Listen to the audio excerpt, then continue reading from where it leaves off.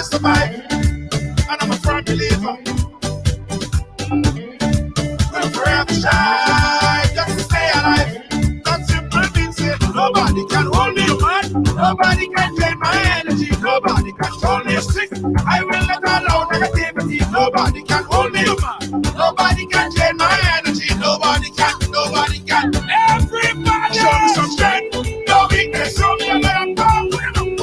Strength. No weakness, so that we are. Strength. No weakness, so me and I'm gone. Everybody strength. No weakness, so that we are. Not when you're old. Your enemies, they must tremble. Your enemies, they must tremble. Yo, not when you're old. Everything has to humble. Everything has to humble. I'm a go-getter. I just go hard. I just go hard. And I'm a kind of fella.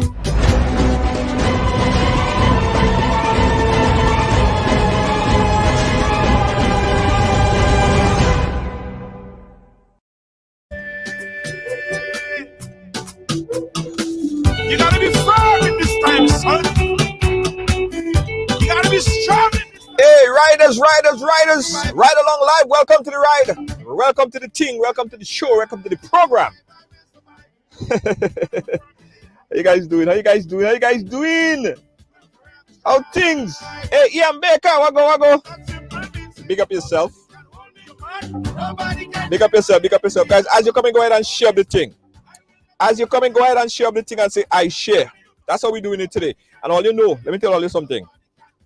We are officially in Facebook jail until 6 more days. So, from now till 6 more days, I'm going to need all you to work with me because Facebook decided that they're not syndicating us until the 10th.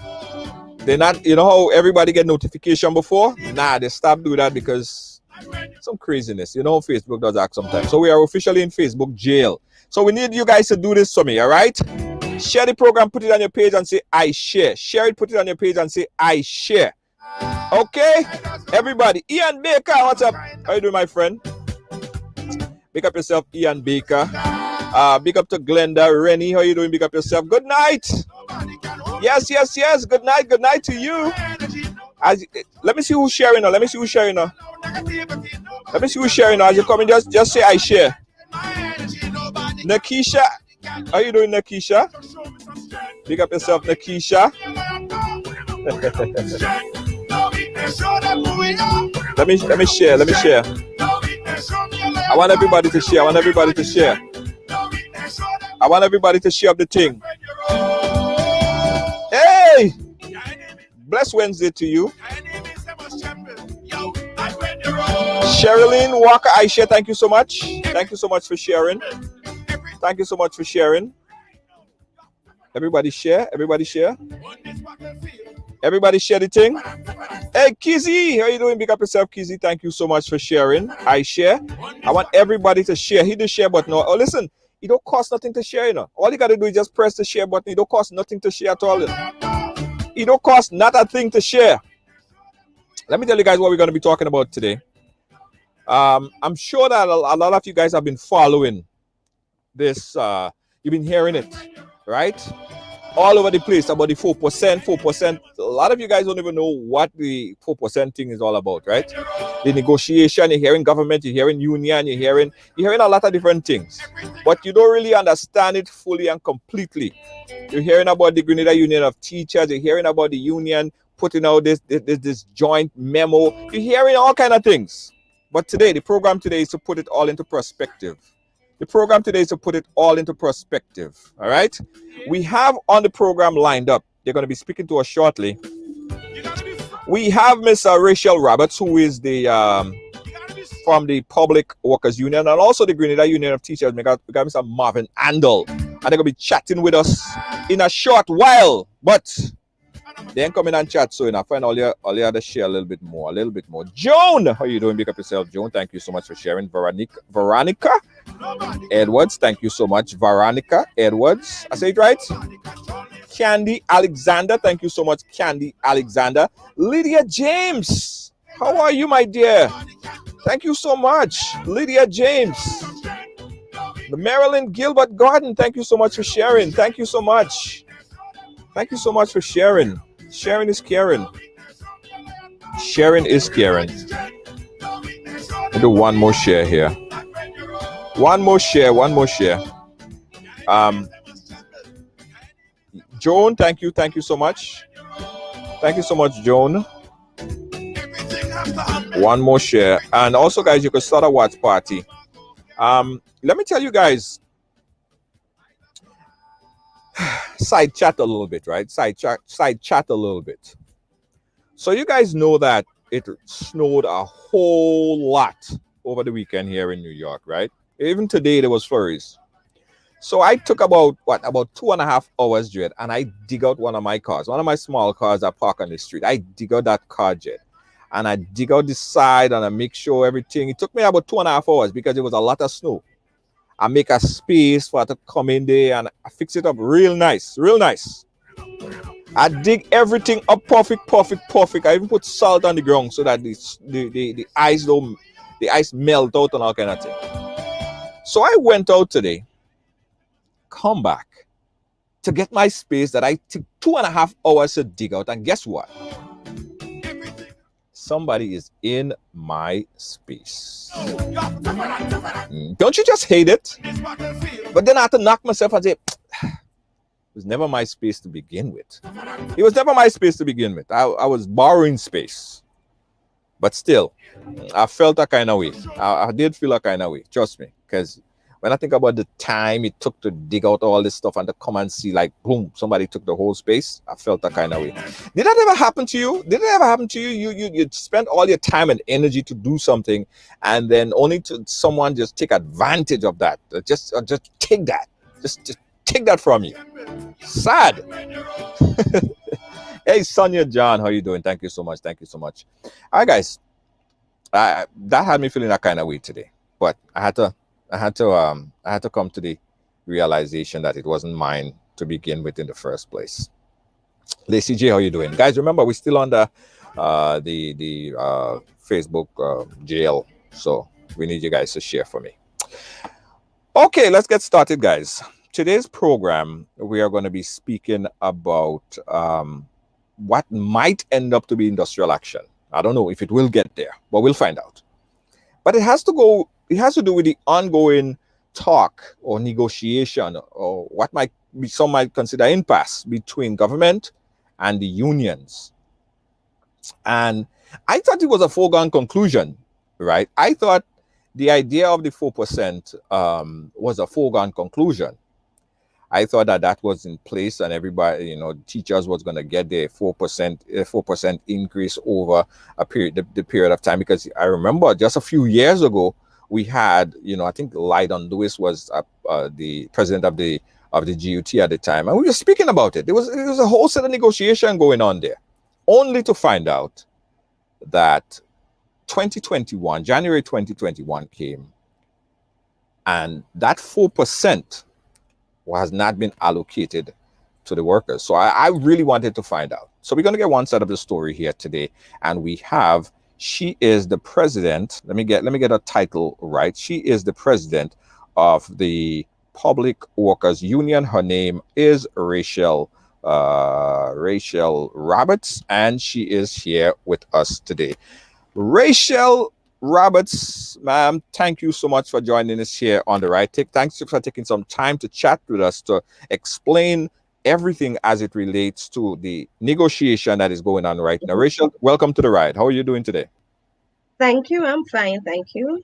And thank you for inviting me. Yes. It's a pleasure to be here.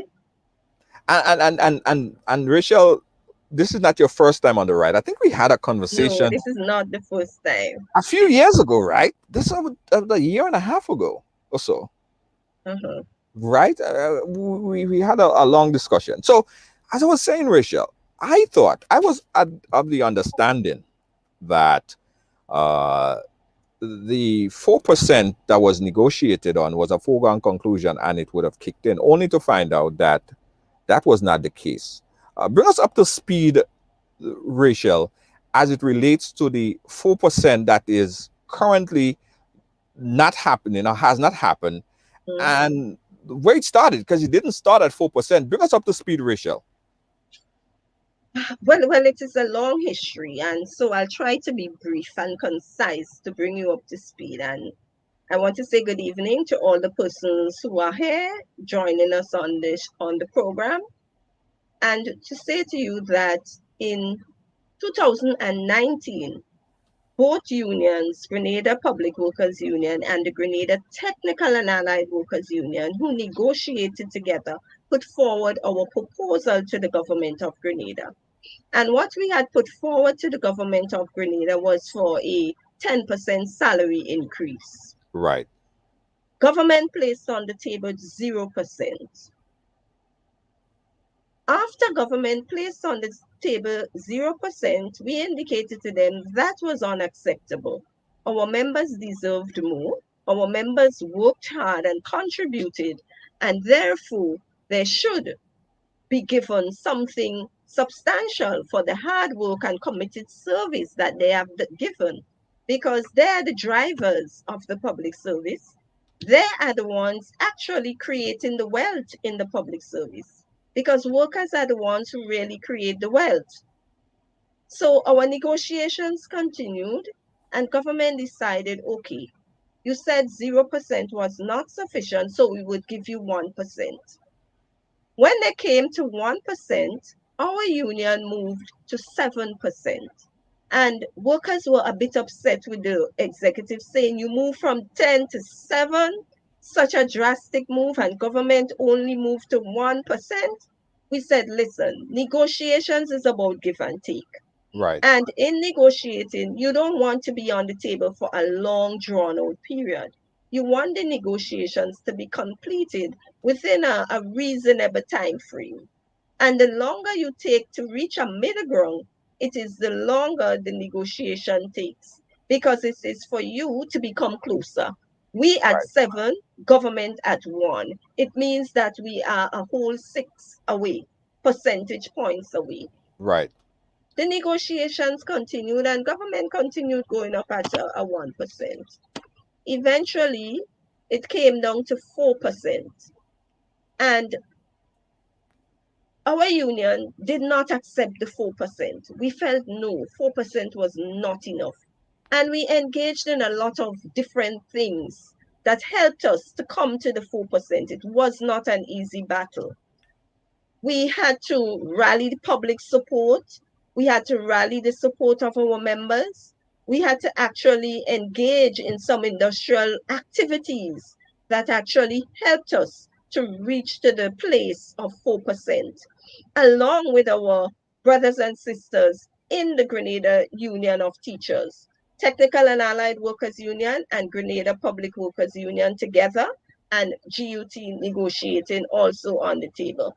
Right. We came to after all the debates and all the battles and all the struggles, we eventually settled, both unions and the GUT also. We reached a position whereby we decided to settle, and we did not settle easily. We had to go to the Ministry of Labor, and mediation took place, and we had to settle as unions, because when the mediator gives his ruling, we could either object and go Right. back out and into the streets and do industrial action, or we could decide that we accept. We did not accept on the table, because we always have to get the collective will of our members. And Right. we have to get that mandate from the membership to tell us, listen, you can accept the 4%. So we went back to our membership, and our membership said to us, Union, you know what? We are not going to fight this battle anymore. Government says it's only 4% that they can afford. So we are going to agree. We agree. Accept the 4% and let's move forward. Government also decided while we were on the table, even before we arrived at the 4%, while we were at 1%, that they were willing to give us a 4% increase for 2023, but 1% for all the other years, 2020, 2021, 2022, 1%, but 4% for 2023. And that we did not accept. We rejected it because we saw that that 4% was not just a 4% that was given in good faith. It Right. was a 4% that was given to obtain the objective of government. Because as you know, in 2023, government would be going into an election cycle. Right. But hold on, before we go there, let me just stop you because I want to fully understand it, right? So the 4% at the end of the negotiation, Mm-hmm. was it finalized? Was it signed to? Was it agreed to by both the union and government after negotiation period was completed? After our members gave us that mandate, we went back to the government negotiating team and we said to them, our members have accepted and we are willing to move forward. We have settled. We came to a position that we all agreed we can settle. And we signed a collective bargaining agreement and we settled. Mind you, our collective bargaining agreement was signed in January, whereas the Grenada Union of Teachers signed off in December. So Right. that's why I'm telling you, it was not an easy battle. Our Right. membership did not accept the 4% easily. Right. They did not accept it 4% But easily. at the end of the day, it was agreed on. You It agreed to was it. agreed on. Right. The All government signed parties to it. The decided government signed to it. this is where we would go. The Right. government said clearly we cannot afford to pay more than 4%. And we said, okay, in good faith, in the interest of the country, in Right. the interest of Grenada, we would accept 4%.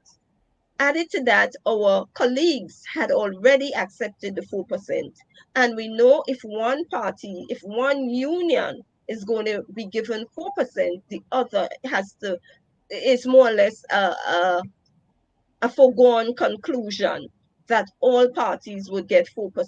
So when we talk Because, about 4%, I want to bring it into perspective. What kind of money is we looking at? That's like about what, $80 or so to addition to the current salary about that, right?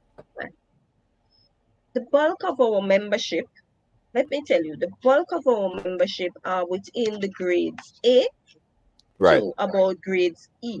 And the salaries that we're talking about are pretty small, very, very small. And when we talk about a maid, when we talk about a cook, when we talk about a cleaner, the increase that they would be getting would be $40 in some instances. Mm-hmm. For the higher echelon, you may say you may get $100, you may get $110, but for the lower level persons, Right. it would not be more than 40, 50. If it reaches $80, it's a lot. The Right. majority of them. So we're talking about very, very minimal increases for our membership. Right. And And I have the statistics, but I realized that I forgot it in my office. okay, no problem. And yes, because I actually took the time to work out the statistics of how much that salary increase would be. So say for $40, say in the case of one of the regular employees in that class, $40, and then what, five or so dollars will have to go to NIS, so they would possibly get what, about $30 or so. Yes, because they would have to pay the NIS and they would have to pay other fees, right? Right. Right. So yes, if you are within the bracket of having to pay taxes, because our taxes are anybody receiving $3,000 and over, you pay taxes, right? Right. And it is broken down into two categories. You pay 15% and you pay a next 10% at the higher echelon. So you pay two sets of taxes. If you reach a certain grade, if your salary goes up to about $5,000 a month, then you would pay 15 up to the 3,000 and you pay about 10 up to the other the remainder of the 500,000, the 2,000. Right. All right. So you pay that kind of taxes. Mm-hmm. Let me bring my viewers up to speed, guys. We're talking about a negotiation between the workers of Grenada. We have the Grenada Union of Teachers. We're talking about, And and what was the the what the other Grenada Public Workers Union and the Grenada Technical and Allied Allied Workers Workers Union. Union, So that is the public servants. right? But in actuality, in the government is saying that it's about 13 or so $1 million collectively. That's what they're saying, right?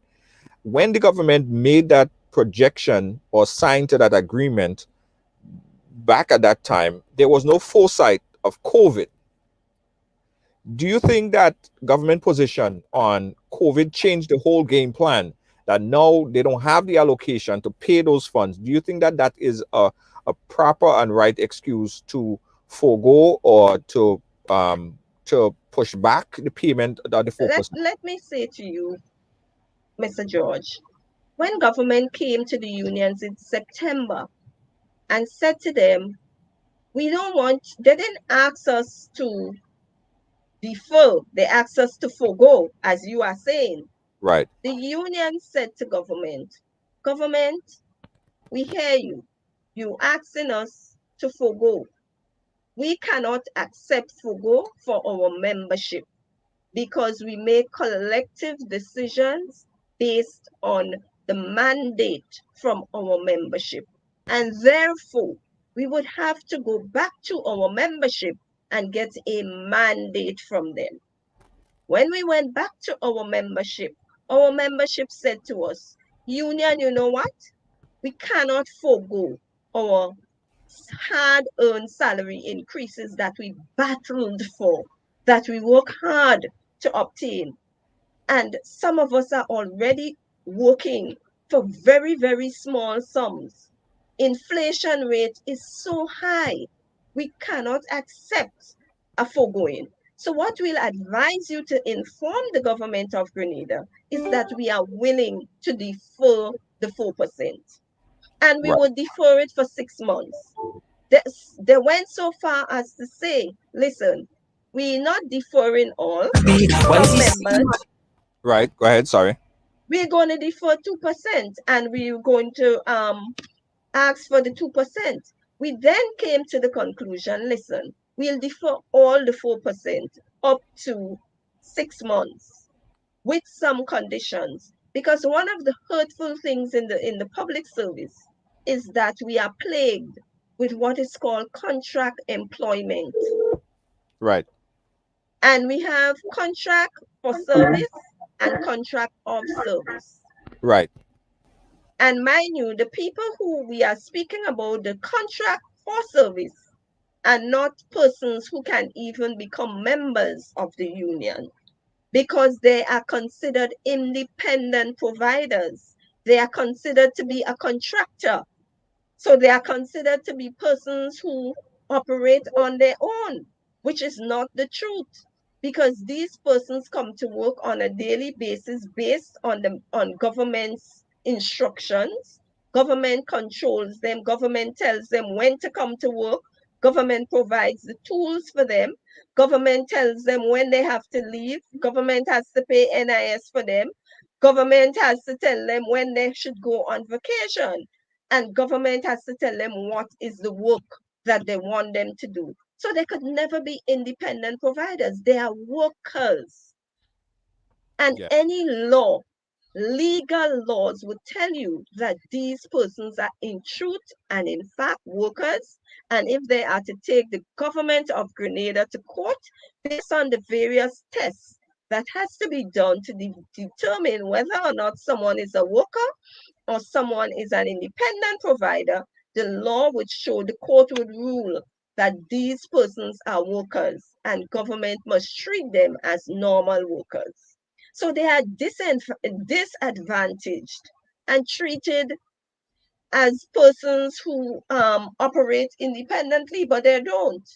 They actually work just as any worker. And the contract workers now, who are the ones that actually are our members. When you have to have a contract for 15 years and 10 years and 20 years in some instances, it really hinders you. It really prevents you as a person from being able to grow, from Yes. being able to have the quality of life, the standard of living that you would really want. Because here, if I have to go to the bank as a contract worker to get a loan, I cannot get a loan for 10 years. Even if I've been working for 10 years, I cannot get a long term loan. I may be able to get a short term loan for a year, for 2 years, which really does not allow me to do anything serious. I cannot build a house with a short term loan. I cannot really get the kind of funding to go improve my studies or send my children to study with that type of short term loan. I cannot even buy a car with a short term loan because it would take me a 5 years, it would take me a 10 years to pay back a loan of that nature. And therefore, it really stagnates the person. And the person doesn't have the ability to do anything for themselves economically, to grow, to develop economically. And it hinders them as people. And these persons are saying, listen, we are citizens and we should not be treated in this manner within the public service. And not only added to that, the fact that these persons are being treated in this manner means that government has the opportunity and has the will to control them because they are not under the Public Service Commission. And the Public Service Commission controls public officers. The Public Service controls hires, fires, give vacation, give um tells the gives you your letters of appointments, and they are in charge of you. They discipline you, right? So Yes. when these persons, just imagine what is happening. These persons are now becoming in the majority within the public service. And when the established officers who are now in the majority and are the most senior officers leave the public service, we are going to compromise our service. We are going to um, destroy the institution called the public service because there would be no public service commission again. That would become irrelevant because there would be no public officers for them to manage. So it means that these persons would operate at the will and fancy of the politician, who would then have the ability to hire and fire as they want and be able to give the orders as they want. And you would not be able to challenge as a normal public officer who could say to you, show me the rules, show me the regulations that gives the authority to do this. And if I do not get it in writing, I am not going to fulfill that. I am not going to do this because I must have the necessary authority to be able to do it. It must be enshrined in the law. It must be legal. It must be authorized. So the good governance that we speak about in the public service would disappear. It would definitely disappear. And we are seeing it happening already because these contract officers also feel very intimidated because they know that the government could fire them at any time. However, government is also violating our government is also violating our labor code. Yeah. I wanna get a word in really quickly. We have the president of the GUT, Grenada Union of Teachers, Mr. Marvin Andel. Marvin, could you hear us? Yes, I'm hearing you. Okay, hold on one second. Hold on. Let me put you over. Hold on one second, Marvin. Let me see if I can get you on the I Marvin, hold on one second. Hold on one second, guys. Guys, you're watching Right Along Live. We're talking about this impasse, and we're trying to get a full understanding. We have the Marvin Andel on the live. Let me see if I could get him into my system. Okay, Marvin, we got to get you on this way. Go ahead, Marvin. Marvin, where does the Grenada Union of Teachers stand in all of this right now? Well, the Grenada Union of Teachers, like the other public sector unions and public sector organizations, for example, the Police Welfare Association and the Gazetted Officers Association, have an agreement with government for a 4% increase that became due at the end of January of this year. And to this point, we have not received an increase, and we have not been communicated officially on the non-payment. We had some talks, and we left with a position that we could not accept the deferral based on the mandate given by our members. And as things go, we were expecting that some engagement would have taken place before the due date. But as fate would have it, that did not happen. I don't know if it is lack of respect for workers or what other reason may have caused, but that kind of engagement did not happen. And so to this point, we have a contractual agreement with government that they would have breached. Right, and definitely we've seen it as a breach of agreement. What is the government? What specifically is government saying as an excuse as to why that obligation was not met? Well, there is, based on the evidence they're providing, there is a reduction in revenue collection. Right. And no one can dispute that. What we can dispute is the degree. Government is giving the impression that 50%. There is no time during the period where the revenue was 50% below what was estimated to be collected. Right. In fact, on average, the average for the period seemed to have been around 16.5%, as in terms of the difference between what was estimated and what was actually collected. So there is some reduction, but not to the extent. However, there was a major expenditure that the government would have undertaken, and they are claiming it came from the public's purse. They are claiming it's from their own coffers. Right. To repurchase the shares in Grenlec of some over 63 million US, apart from legal fees that emerge out of the tribunal. Right. Now, if you have that kind of money to spend in that way within your very own funds, you didn't say that you were given from or you got from some outside source, but it seemed to have come from based on your own words. Although there is kind of disparity between one point as to where exactly it came from, but we have to believe them that it came from their own funds, so that they are not cash-strapped as they are claiming to be. Right. So if it is that you have that kind of money, then what is a 4% increase to pay? It's just an increase of about $1 million a month. Mm-hmm. Right. For the entire public service. It's not a significant amount. What if government? One of the things that I've heard government saying is that at the time of when these projection or when this agreement was made, there was no idea, no foresight that COVID would have come and mash up the place.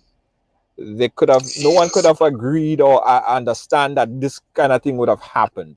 So I guess it's a balancing between, do I spend $63 million to buy out to get back the shares of Grenlec, or do I or try to negotiate with the union worker? Is the union and the leadership upset that the government decided to go the latter than to deal with the workers who have been working tirelessly, especially in this COVID time, to upkeep the country and the economy? Well, certainly. And the increase that the workers are legally entitled to get is money that will just end up circulating generally in the local economy. It just boosts economic activity in the country. Because what workers do when they get an increase, they spend. Right. So it is just a matter of increased economic activity in the country. But then the whole principle behind it is something that cannot be swept aside, because if the government is proceeding in that way, there's a better way that it could have been done. I mean, to show some respect, we did not even get a response from our last engagement up to now officially. The last engagement we had was on Ulia's Day. And up to this point, all we have seen is and heard is statements being made by different persons in different quarters, and not a direct response to the union's last position officially. Right. We have a very interesting question here. You could take it, or Rachel could take it. Someone is asking that, Lauren is asking that, is there any clause in the agreement to say under what condition the government may not be able to pay the 4% as agreed in the agreed time? Rachel, you wanna respond to that? Once there's a legal agreement, both parties must have dialogue and must legally again agree. We must mutually agree that we're going to make adjustment, we're going to make changes. No one party can unilaterally decide that this is what they're going to do. It must be done mutually. So it must be a mutual agreement that both parties sit and discuss and come to some form of agreement. And the issue here is that we placed on the table the Public Workers Union and the Grenada Technical and Allied Workers Union.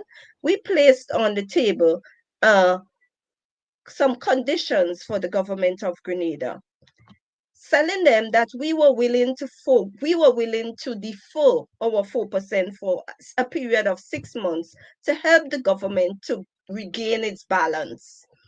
But in the meantime, because of the type of contract for service and contract of service that is hindering public officers from really being able to develop themselves, as I explained, we want these people to at least be regularized.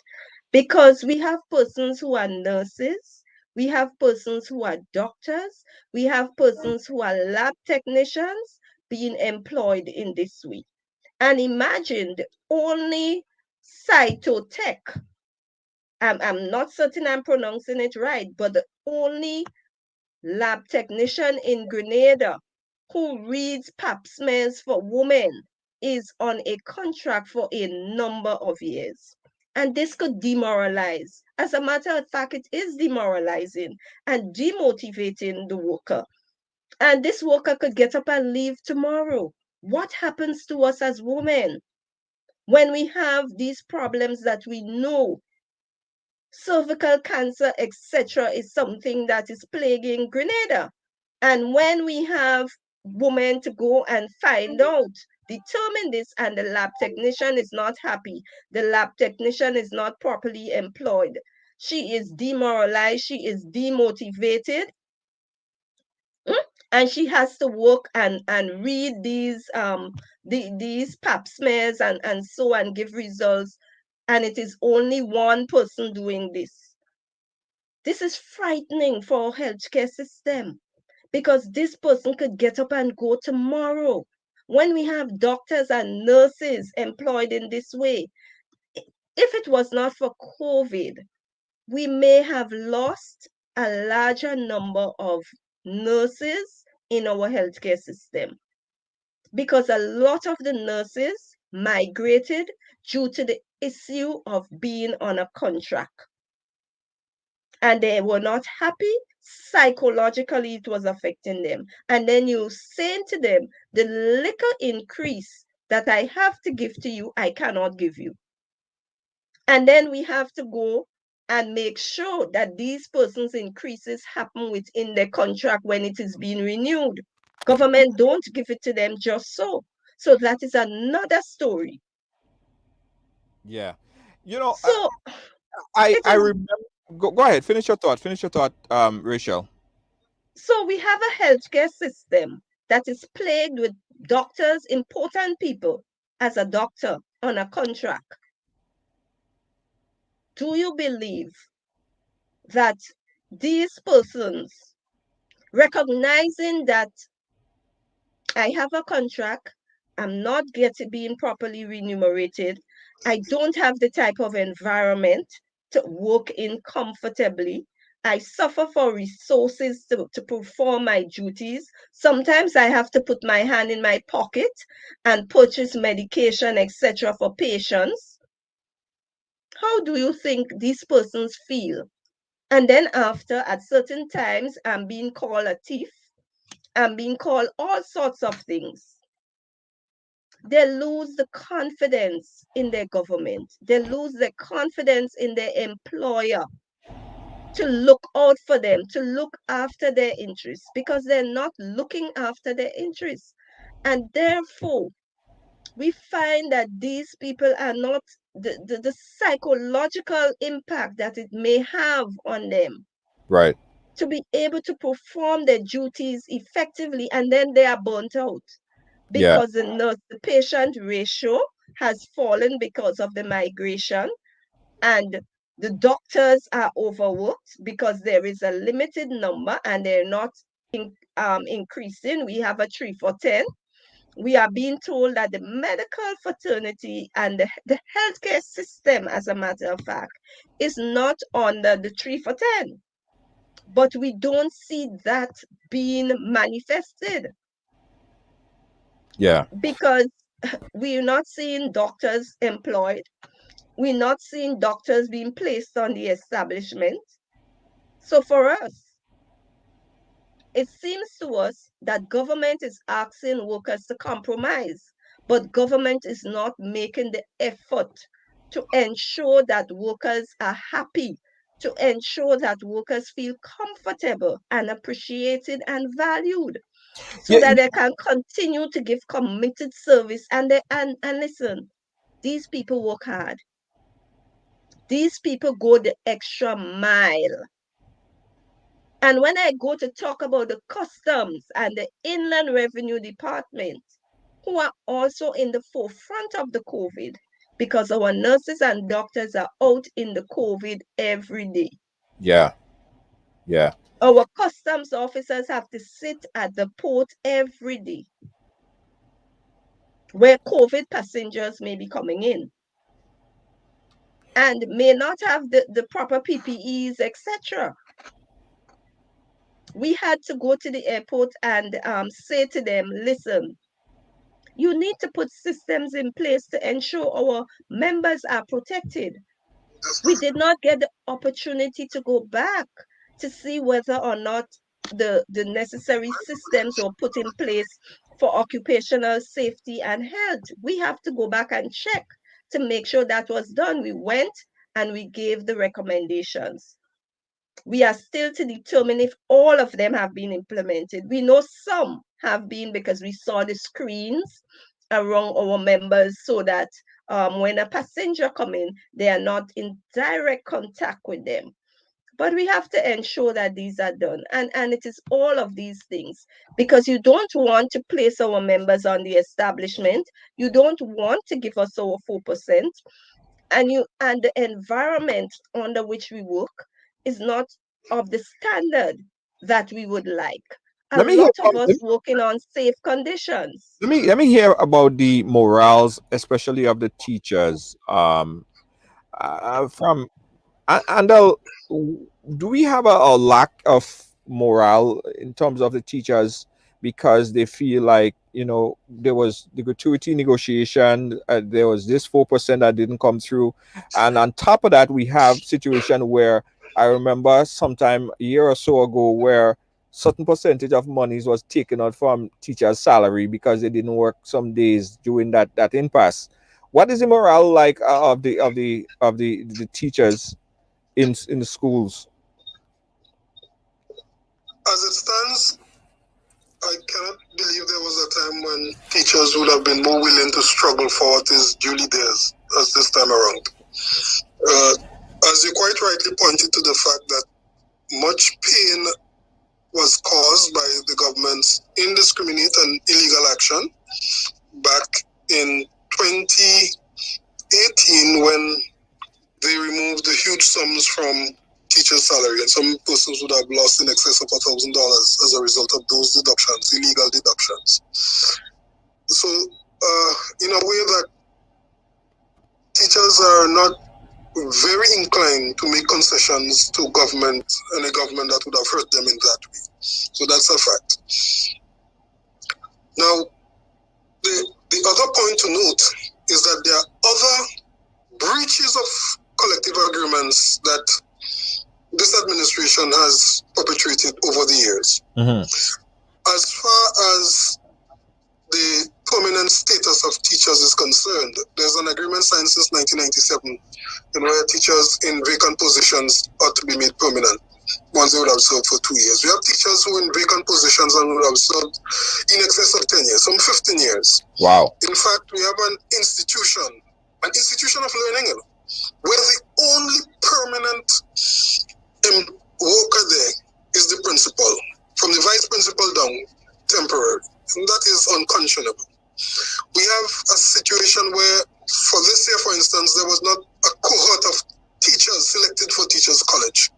And in fact, we have where persons who are not teachers, Imani trainees, have been granted the opportunity to attend teachers' college while teachers are denied. We also have a collective agreement signed that speaks to the payment of incentive allowance for teachers with additional qualifications, for instance, teachers with master's degree. And we have teachers, notwithstanding that collective agreement, that since 2017 or even the years before, have had the additional qualification, and to that incentive allowance and are being denied. So it's a myriad of problems that would have existed for some time. And at this point, teachers are saying that enough is enough. We have been through a lot.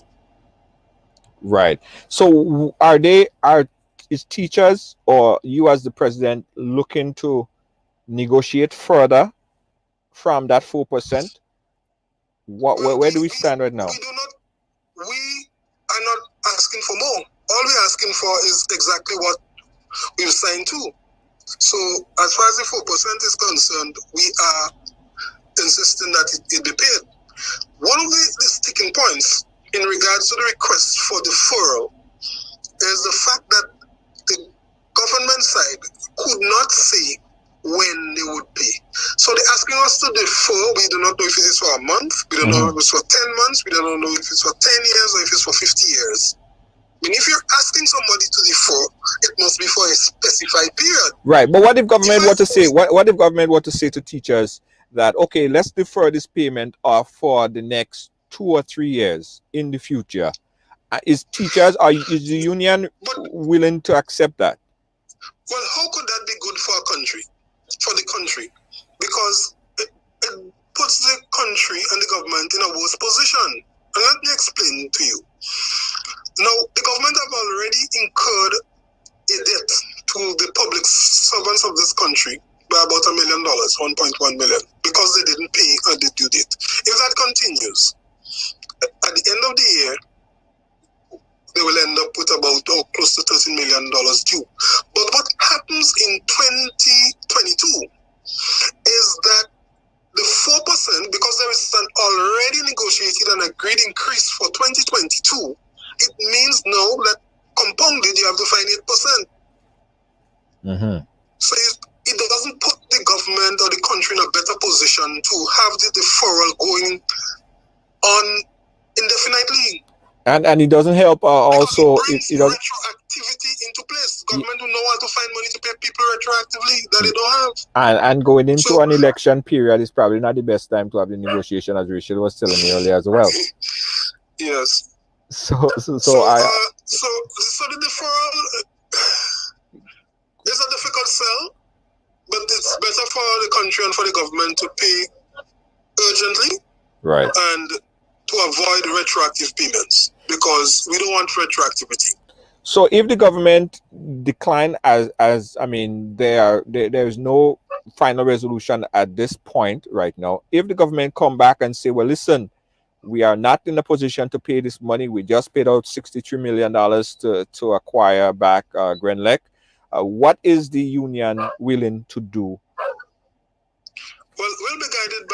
decision of our members, but as it stands, we are willing to struggle for as hard and as long as it takes so that this matter can be resolved. Okay, all right. I really wish I could have you on video because there's so much things I wanted to talk about, and I, of course, coordinate a conversation with you and Miss Roberts would have been such a nice thing. But we know we're having some problems connecting to you to the platform. But Mr.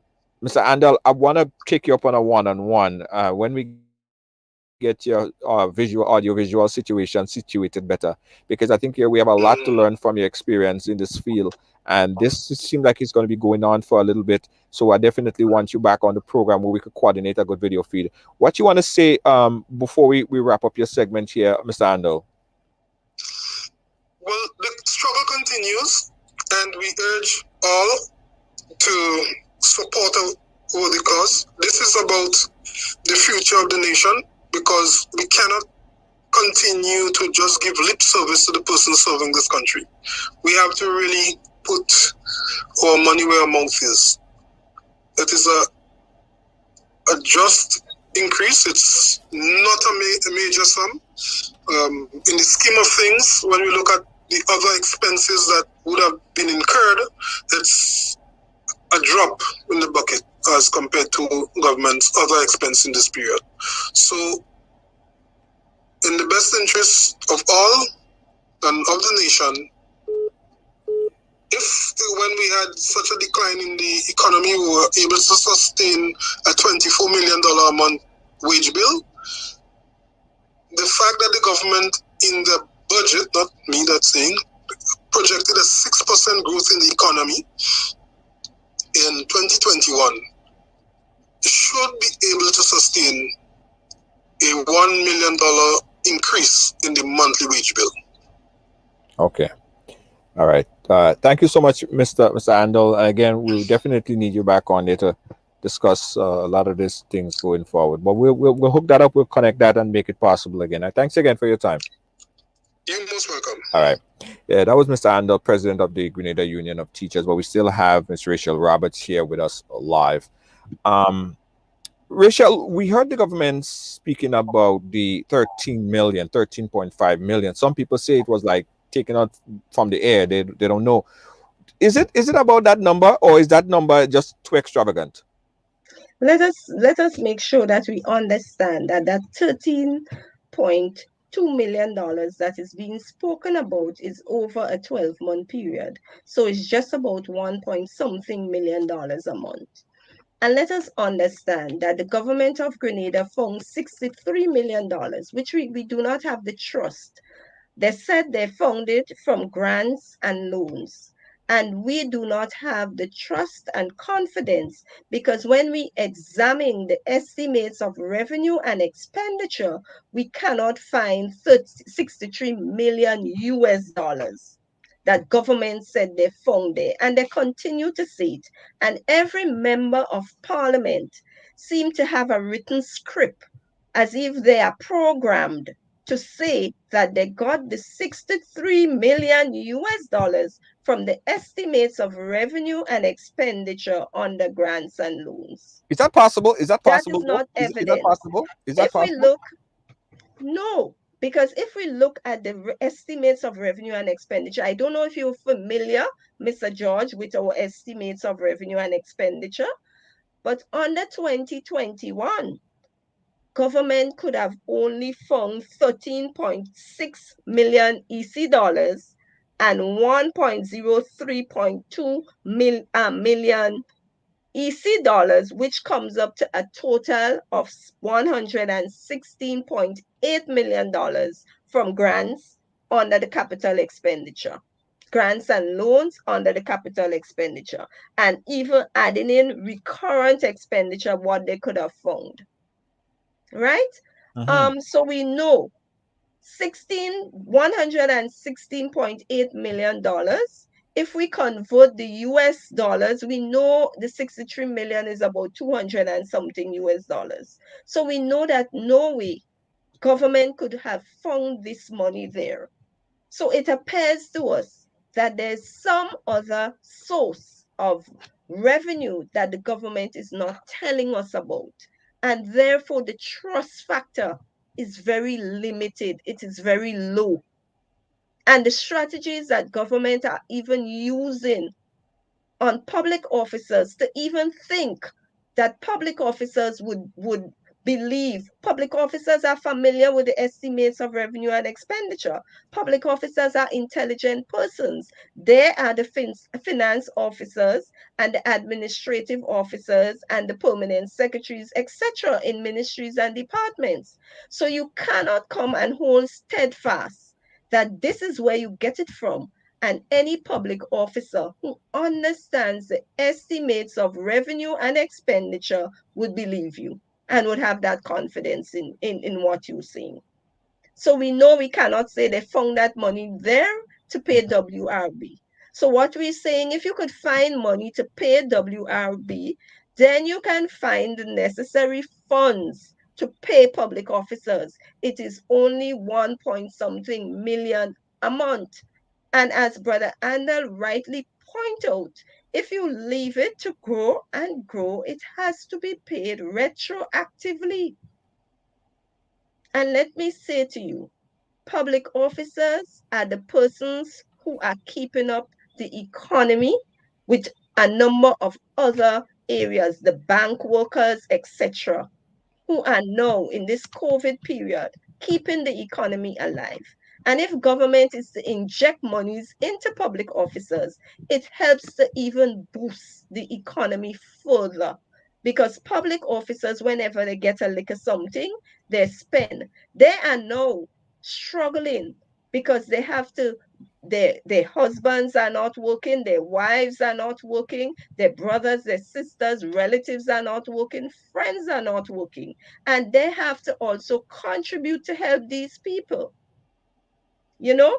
So the liquor that they are working for now have to spread out their loans, their mortgages to pay, etc., their utilities, etc.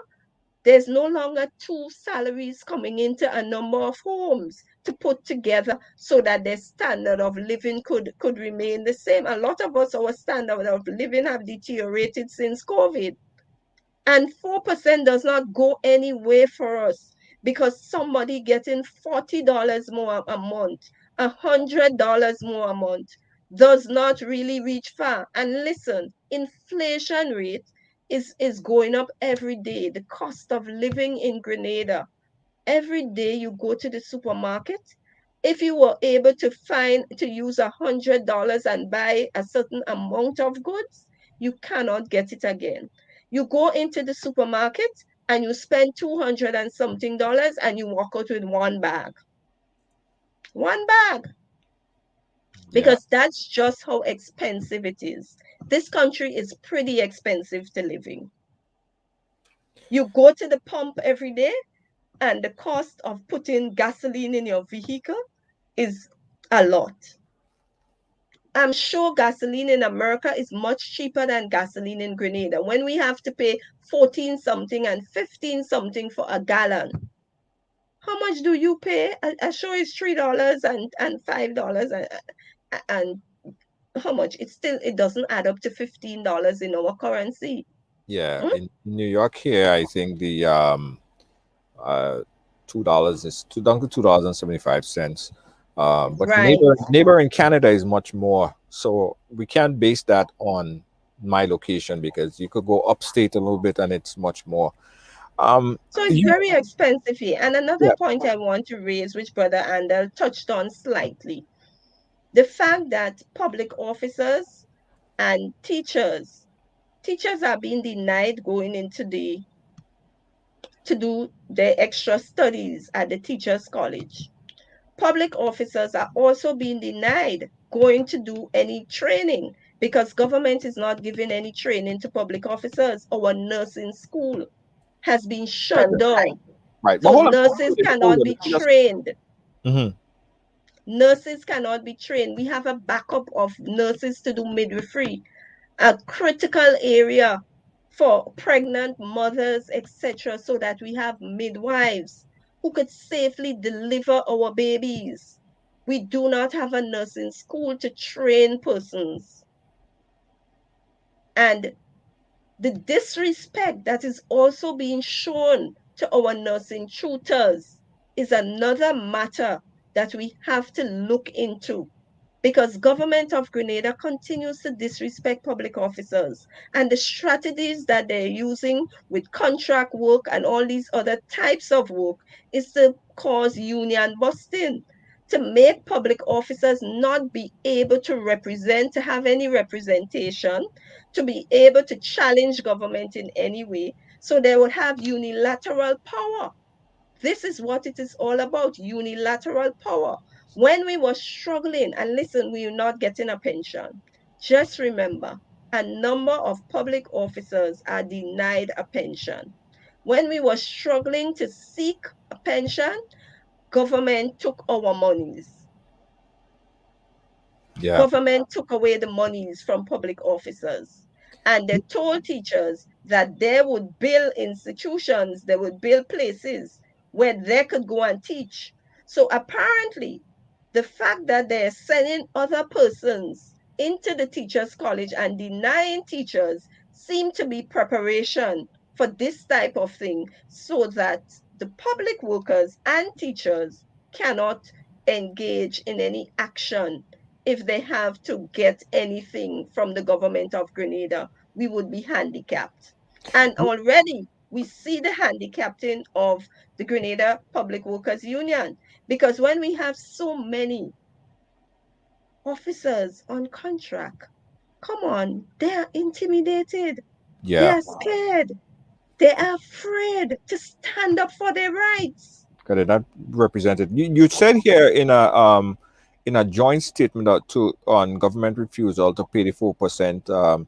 The union said that in the joint statement that the Grenada Union of Teachers, the Grenada Technical and Allied Workers Union, and of course, it said that they bring the attention of the dishonest, disrespectful, and illegal action of the government of Grenada in regards to the 4% increase in wages, salaries due to the public officers in January 31st, 2021, in accordance with the legal binding collective agreement.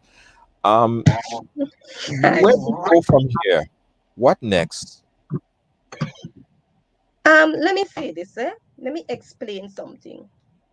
Public officers, we went to the government of Grenada. We gave them our proposal in January, not in January, on December 31st, because they called us back to the table on December 31st after September, because they gave us some time to canvass our members and to find out what was the interest of our members. We went back to them on December 31st, and we explained to them what were the conditions that we were willing to defer our salary increases, such as the fact that we wanted our members to be regularized. We said we would take it with a 0.5% interest per month, and we wanted to have our dock salaries when we were fighting for our constitutional pension to be repaid. Government of Grenada, when we submitted that proposal to them in writing on the 4th of January, within the middle of the next week, or even before that, a few days after, Government of Grenada released a statement in the media to say that public officers were greedy. Public officers were against the rest of the country and were not interested in the national interests of Grenada, and that what we were doing was just depriving other citizens of what they should be getting. It was to slander. It was to make public officers look bad and put the rest of the public against us, rather than call the workers, call the representatives together, the unions together, back to the table, so that we could sit, deliberate, and come to some place of mutual agreement. This is how our government of Grenada behaves. This is how our employer, somebody who should be caring, somebody who should have the interests and the well-being of their workers at hand. And it should not be, nothing should be done unilaterally, because you always need the input of the union. When it was for government to get their structural adjustment program passed. If the unions did not sign off and say we agree and we were willing to take 0% increase during that period, the structural adjustment couldn't happen. We made a sacrifice to ensure this country was able to come back on its feet during the structural adjustment program so that we, as workers, after we made that sacrifice, we could then be able to say, okay, we sacrificed, we worked hard, we gave dedicated and committed service, we created wealth for Grenada. So now we could ask to be a part of the wealth, to share in the wealth.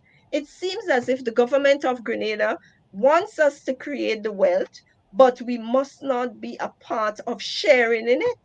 And all they're interested in is mashing up the public service, destroying the institutions of the public service, and destroying unions so that there would be no unions in Grenada and they would have unilateral power over the people and citizens of Grenada. And the public service would be run as a political institution. And this we have to guard against. People of Grenada, I want you to open your eyes. I want you to see exactly what is happening, what our employer is doing to the public service, a place that should be a neutral place. As I said to our employer, remove the color from the public service and allow our public service to operate with neutrality and as a neutral body. That because that is what the government is about. That is what public service is about. It's a neutral institution where all citizens have the right to receive service. And there is the role for the politician, there is the role for the public officer. And that is clearly defined. The public officer's role is to ensure you implement, ensure you give advice, and that you carry out the work of the public service, while the political directorate is to give the policy, provide the vision, Yeah. right? And there seems to be a muddling up of rules. The public officers are not happy people right now.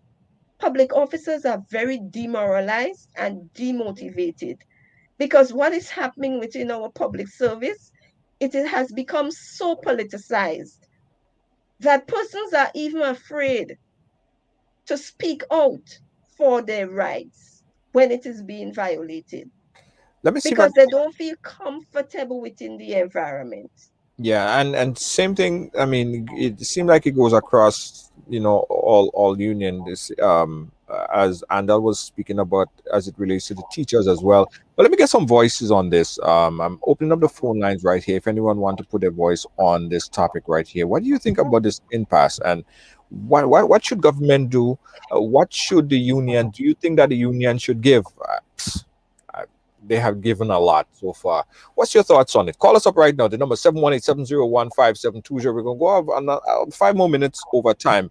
We appreciate your time. I want your voice on it because we want to see, and again, we also want to hear the government side. So in the week, we will be bringing on a government representative to speak to us about what is happening here. All right. It's always good to get the both sides of it. So let me get your voice on this 718-701-5720. If you want your voice to be heard, you got something to say on this, I want you to call in right now. Again, the number is 718 on the screen. Dion, if you could, Dion or Lynn or anyone there, if they could pin this number on the screen for us, 718-701-5720. This is Right Along Live, talking about the 4%, the impasse. There is so much to understand about it, and we're trying to get all angles on it. Again, the number 718-701-5720. 718-701-5720. Rachel, I know that the all the unions are in footstep. I mean, you guys are moving through this collectively. Is there any other negotiating on this 4%? I know I probably asked it already, but government, they seem like they're playing handball. Is there any way that anything else could negotiate it on if they come to the table with something? Let's say 3%. Listen, we said to government of Grenada, and even when the government of Grenada put out that statement, we said to them, well, you didn't even respond to our statement, but you put out that statement. Right, So that was great disrespect. right. They then responded on the 26th of January, and we sat and we responded to the government of Grenada. And we said to them, we're still willing to dialogue on this. We're still willing to speak on this. We're still willing to come back to the table because we are interested in ensuring that this matter is resolved in the best interest of our membership as well as in the best interest of the government of Grenada, of our country. We want a win-win solution to all of this, right? But when the government of Grenada holds steadfast to the fact that we don't know when we could pay you, the response government gave to us on the table was that we would pay you sometime in the future. We Ooh, cannot say when it is possible to do so. That's not a good answer. And that the appointment of workers is a policy decision and it cannot be changed. No, policies could be made and policies must be able to be changed. There must be some level of flexibility, and you cannot keep workers in bondage and slavery because that is what is happening. Workers are in bondage, workers are being enslaved. If COVID wasn't here, we would have lost a lot of nurses. We would have lost a number of public officers also who cannot take the situation no more and recognizing you not get a pension, you not get a gratuity. Listen, a number of our public officers are retiring into poverty. Persons come to ministries and departments and then find out that I'm not going to be going home with a pension and break down into tears. Persons are being psychologically disturbed mhm. and ending up in the mental home because they're not getting a pension.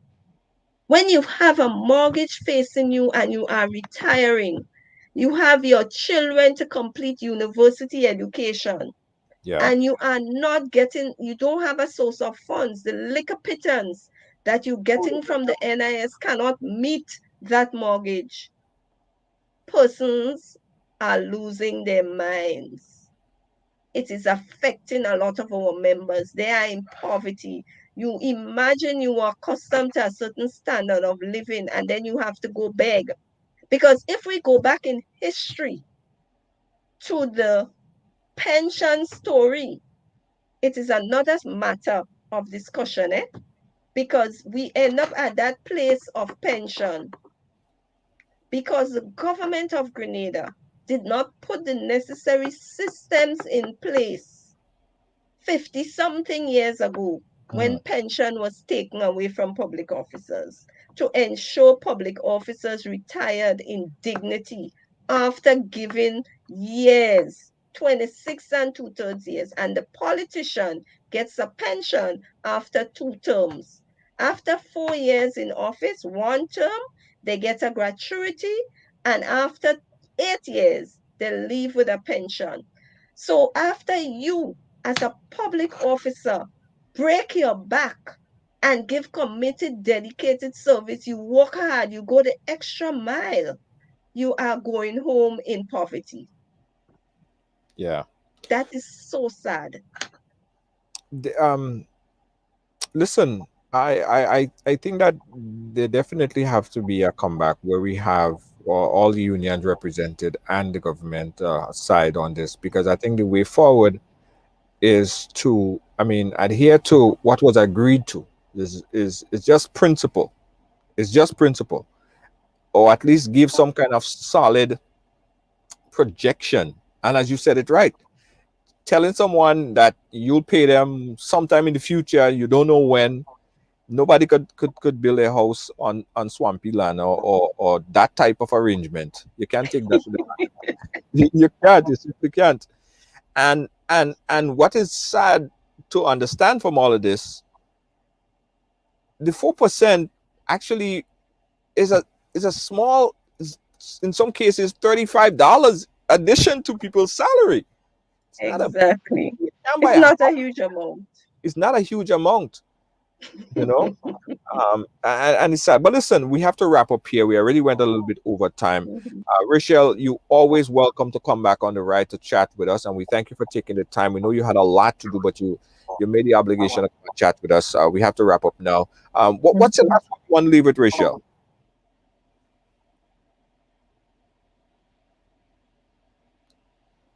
Are you there? Rachel, you hear me? Yes, I'm here. I'm here. Yeah. Any last words before we wrap up?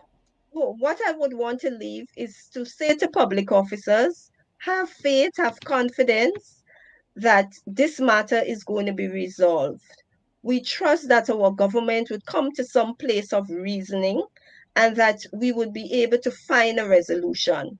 Don't believe in the gossip that you're hearing that government is saying they could do what they want and we're not going to bother with them, we're not going to even look at them. Don't believe that, because I believe that our government is still an honorable government. Our government is still interested in the best interests of workers. I believe that they would do the right thing and they would come to their senses eventually. You know, sometimes persons are in a zone and they are on the high horses and they are arrogant and they're not humbled. But when they look at the situation, it is better to humble and it is better to put God first and be able to treat with things in a reasonable manner with equity, justice, ensuring the rights of people are respected. And the ILO speaks to exactly how a government must treat with workers. The labor code speaks to exactly how a government must treat with workers. Good HR and industrial relations practices says how the employer must treat with a worker, that they should not do anything unilaterally, that it must always be done in consultation with the representatives of the various unions of the workers, the representative of the workers who are the unions, so that we could reach solutions that workers are happy and employer is happy, you know? And on that basis, I want to say to the government, respect the rights of workers, respect people, treat your citizens with dignity, treat your citizens with a sense of love, care for people, and stop saying that public officers are greedy. Public officers do not care about the rest of the country. Because when we receive the multiplier effect that happens within the economy, we employ the liquor maid, we employ the babysitter, we employ the liquor gardener. And when we don't have, these people are out of work. We cannot do it if we don't have the guy to wash down the car and give him a little revenue every time. We do those things. So we contribute to the economy also.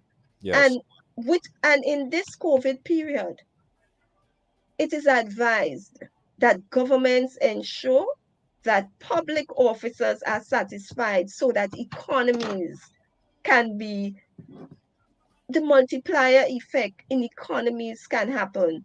Economies can really be boosted. Yes. Economies can grow, you know, if Yes. because we are the ones really keeping up the country. And it Yeah. is important that you have persons working in the economy. Yeah. Well, it's So essential. I want to say that we look forward to the resolution of this. We have started little actions, but our members want to see this resolve. And we have told government we are willing to come to the table to discuss. Do the right thing. Do what is right. Treat people with respect. Yeah. That's all we ask, to be respected. Thank you so much, Rachel. And we're going to continue to follow up on this story. We'll keep in touch. Thank you. You're most welcome. All right. Yeah, guys. So that was Miss Rachel Roberts for speaking to us there, giving us some information. Listen what I think, guys. Listen, fear is fair. Fear is fair. I think that the workers need to be paid. It's an agreed among some. It was agreed to. I don't see a reason why government should not pay the agreed among total that was signed to. That was the case, right? Fair is fair, man. And it's not for every person thinking about teachers, people that work, right? It's not a lot of money. Like $30, $40, $50, even if it's $80. Even if it is as much as $80. It's not a lot of money addition to your salary, right? You can't buy a house with it. But fair is fair.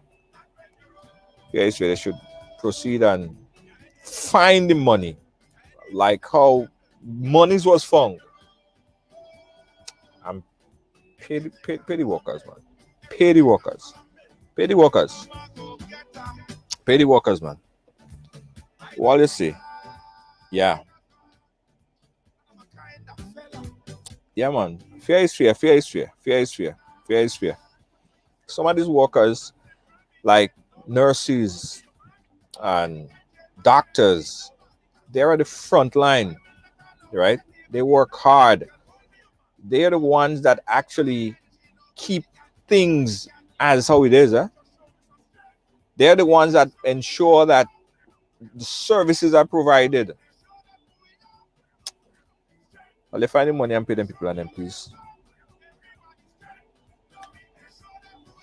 We're gonna keep following the story, guys, and give you an update sometime next week. And hopefully, we're putting a call to have someone from the government side to present their case. As soon as they agree and they decide to come on, we're happy to have them on to talk to us as to why is this a stagnation right now? Why are we stagnated at something that was mutually agreed upon? Let's move forward with this, guys. Thanks for sharing, guys. Thanks for being a part of our programming today. We appreciate you so much. Don't forget that Friday, right? Friday, we're back with the Ride Trivia game show. If you guys want to play, it's on Friday. It's no drama on a Friday. Also, guys, we know that it's coming on to the Grenada 47th anniversary of independence, and you still have just a little bit of time left if you want to get your t-shirt. If you're in New York, you could of course order your t-shirt, your sweater, your hats, your scarf, not your scarf, no, your mask. Get it right now. Free delivery in Brooklyn and Queens today and tomorrow if you order online. All right, go and order online. Get your hookup for Grenada independence. It's National Colors Day coming up, and let's show you national colors. If you need more information and if you want to purchase any one of the t-shirt, the mask, the hat, the hoodie, you can call 718-701-5720. That's 718-701-5720. Good night to you. Good night to you. Good night to you. And thanks again for watching.